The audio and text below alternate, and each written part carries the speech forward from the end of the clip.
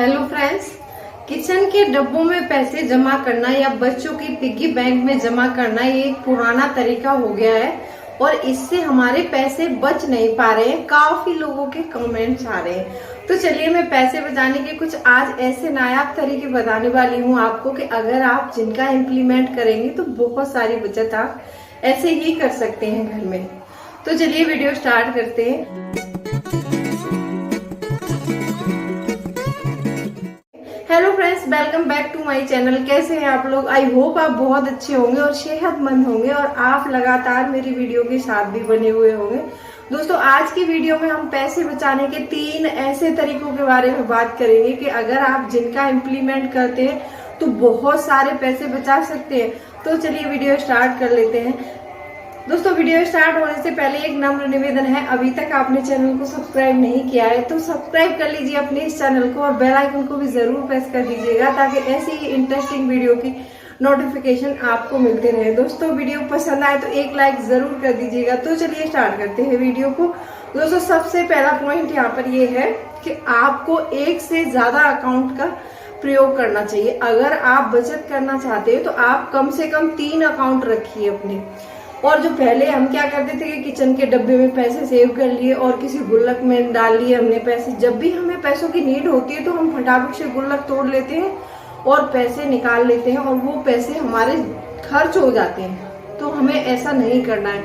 हमें क्या करना है कि एक आरडी अकाउंट रखना है अलग से और उस आरडी अकाउंट को जो हमारा सैलरी अकाउंट है उससे जो है लिंक कर देना है। हमारा जो भी आप 10% बचाना चाहते हैं या फिर 20% बचाना चाहते हैं वो पैसा आपका उसमें सैलरी से कट जाएगा और आपको पता भी नहीं चलेगा और उसमें आपका खर्चा भी बहुत कम हो जाता है। जैसे मान लीजिए आपकी सैलरी 20,000 है और आप 20% कटवाते हैं तो आपके 4,000 रुपए कट जाएंगे और आपके पास सिर्फ 16,000 रुपए आएंगे। तो आप 16,000 के अकॉर्डिंग ही खर्च करेंगे।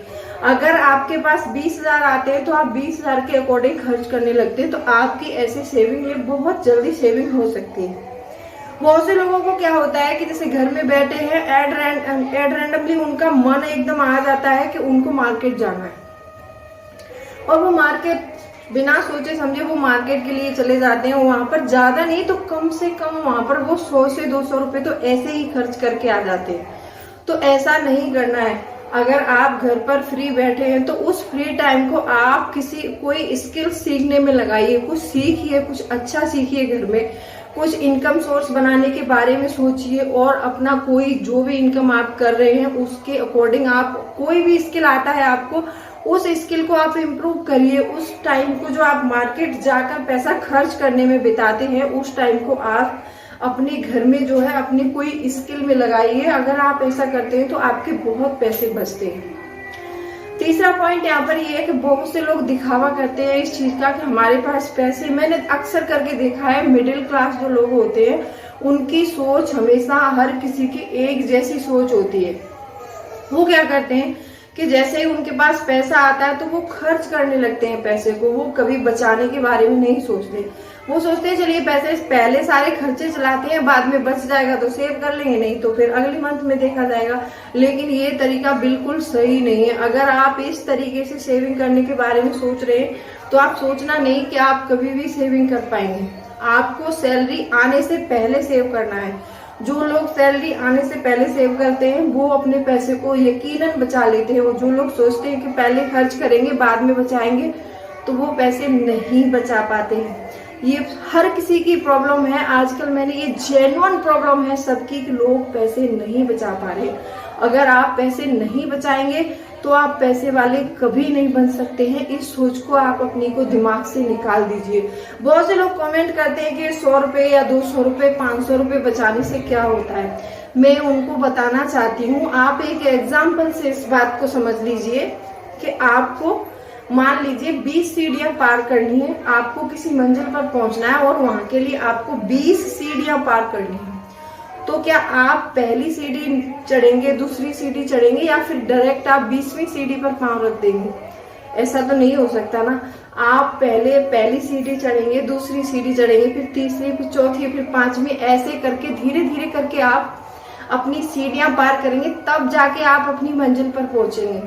तो आपको यही सेविंग करने के साथ साथ में इसी सिलसिले से सेविंग सीढ़ियां करनी है। आपको सबसे पहले पहली सीढ़ी में मान लीजिए आपको 100 बचाते हो, आप पहले कुछ नहीं बचा रहे हैं तो फिर 100 बचाना शुरू कीजिए, फिर 200 बचाइए, अगले मंथ में 300 बचाइए।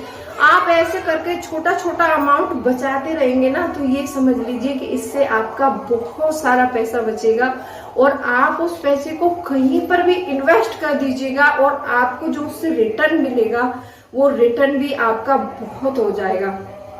बहुत से लोग मेरे को पूछते हैं कि आप पैसा कहाँ इन्वेस्ट करते हो, तो मैं आपको बताना चाहती हूँ मैं शेयर मार्केट में पैसा इन्वेस्ट करती हूँ और जितना मैं हर मंथ में बचाती हूँ उसी तरीके से अपने पैसे को शेयर मार्केट में लगाती हूँ। लेकिन मैंने बोल दिया कि मैं शेयर मार्केट में लगा रही हूँ, तो आप ऐसे एड रैंडम मत लगा देना पैसे को।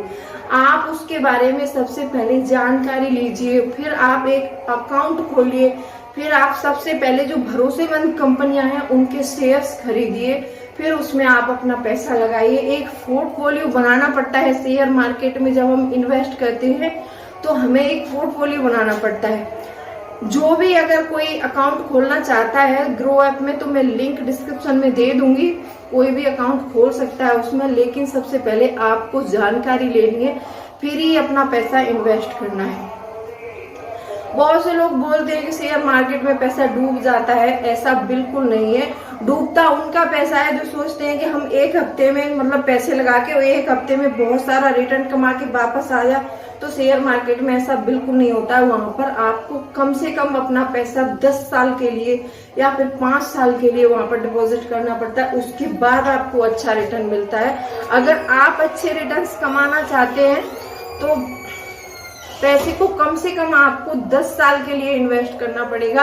आप वहां पर 10 साल के लिए पैसा इन्वेस्ट करते हो तो बहुत सारा पैसा कमा सकते हैं वहां से आप। और आप सोचते हैं कि 8 दिन में हम करोड़पति बन जाएंगे शेयर मार्केट से, तो ये बिल्कुल गलत सोच है, ऐसा आप बिल्कुल ना करें। और सबसे पहले मेरा यही रिक्वेस्ट है, पैसा वहीं इन्वेस्ट करें जहां आपको जानकारी हो, और फिजूल खर्ची जो भी होती है आप उसको रोक दीजिए। और सबसे पहले अपनी सैलरी का कम से कम 20% सेव कीजिए। अगर 20 नहीं कर पा रहे हैं तो कम से कम 15% जरूर सेव कीजिए और आप यकीनन करोड़पति बन जाएंगे। मैंने आज आपको ये 3 तरीके बताए हैं, इनमें से कौन सा तरीका आपको पसंद आया वीडियो को लाइक कर देना। चैनल को सब्सक्राइब नहीं किया है तो सब्सक्राइब भी कर लेना। सबसे पहला तरीका था हमारा आरडी अकाउंट खुलवाना है। दूसरा तरीका था कि एड रैंडम कभी भी मार्केट जाके अपने पैसे को खर्च नहीं करना है।